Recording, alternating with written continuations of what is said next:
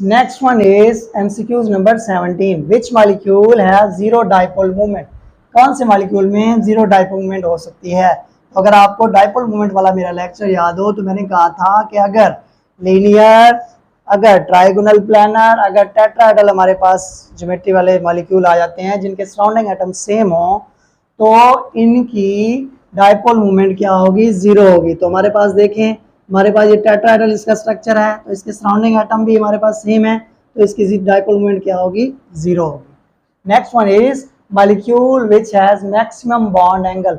सबसे ज्यादा इसमें बॉन्ड एंगल किस में ज्यादा होगा? H2O, NH3, BF3 या CS2? तो अगर हम बात करें NH3 की तो NH3 में हमारे पास NH3 में अगर आपको याद हो तो इसमें हमारे पास बॉन्ड एंगल होता है 109.5। और अगर हम बात करें BF3 की तो BF3 में हमारे पास क्या होता है? BF3 में हमारे पास बॉन्ड एंगल होता है 120। अगर हम बात करें वाटर की तो वाटर में हमारे पास बॉन्ड एंगल क्या होता है? 104.5। तो इस वजह से लॉन पेयर रिपल्शन की वजह से।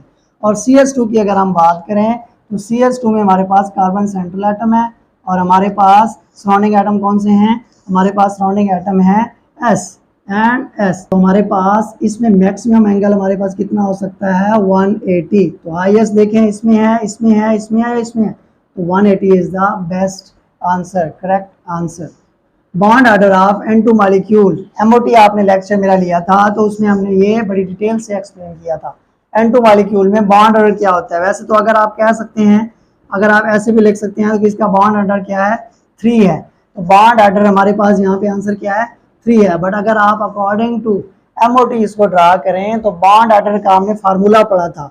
Bond order is equal to number of electrons in bonding molecular orbital minus number of electrons in anti-bonding molecular orbital divided by 2। तो हमने molecular orbital diagram जब बनाई थी तो हम इस फार्मूले को यूज करते हुए N2 मॉलिक्यूल का बॉन्ड ऑर्डर इजीली मेजर कर सकते हैं, जो कि हमारे पास आ रहा था 3। आप ये मेरा लेक्चर MOT वाला देख सकते हैं और इससे ये आइडिया ले सकते हैं। Number of sigma and pi bond in C2H4 molecule. C2H4 molecule में number of sigma and pi bond कितने हो सकते हैं? उसका स्ट्रक्चर ड्रा करते हैं।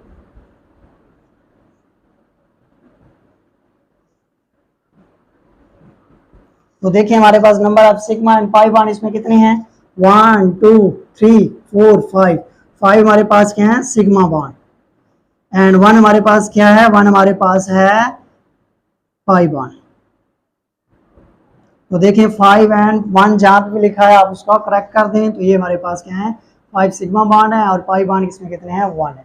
Greater the number of bonds in molecule higher will be the, greater the number of bonds in molecule higher will be the bond length, bond order, bond energy या dipole moment. तो bond energy वाला अगर आपको topic याद हो, हमने इसमें factors में पढ़ा था कि अगर आप number of bonds of molecule क्या होते हैं? Number of bonds of molecules is directly proportional to bond energy। कि जितने नंबर ऑफ बॉन्ड्स किसी मॉलिक्यूल में ज्यादा होंगे उतनी ही उसकी बॉन्ड एनर्जी क्या होगी? ज्यादा होगी। जैसे हमने पढ़ी थी कार्बन ट्रिपल बॉन्ड कार्बन, तो इसकी बॉन्ड एनर्जी कितनी थी? 839 किलो जूल पर मोल। 839 किलो जूल पर मोल। इसकी बॉन्ड एनर्जी ज्यादा थी किससे? कार्बन डबल बॉन्ड कार्बन से। तो इसकी हमारे पास कितनी थी? 614 किलो जूल पर मोल।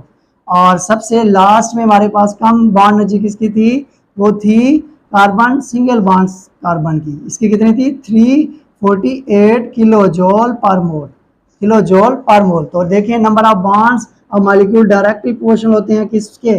बॉन्ड एनर्जी के। तो देखिए हमारे पास नंबर ऑफ बॉन्ड्स और मॉलिक्यूल क्या है? ज्यादा है, तो बॉन्ड एनर्जी भी इसकी ज्यादा है। वो इस वजह से कि इसमें एक सिग्मा बॉन्ड है और 2 पाई बॉन्ड है। इसमें एक सिग्मा एक पाई है और एक इसमें सिग्मा है। तो इसमें क्या है? पहले हमें पाई बॉन्ड को ब्रेक करना पड़ेगा, फिर सिग्मा बॉन्ड को ब्रेक करना पड़ेगा। तो इसके लिए हमें ज्यादा एनर्जी चाहिए होगी, इस वजह से इसकी बॉन्ड एनर्जी भी क्या है? ज्यादा है।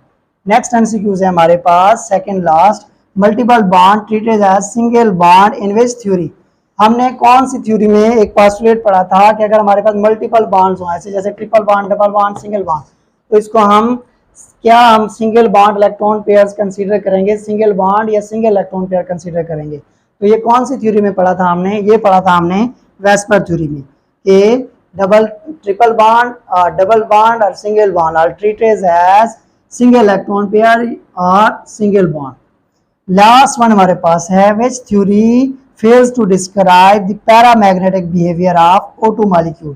कौन सी थ्योरी O2 मॉलिक्यूल के पैरामैग्नेटिक बिहेवियर को एक्सप्लेन करने में नाकाम हो गई थी?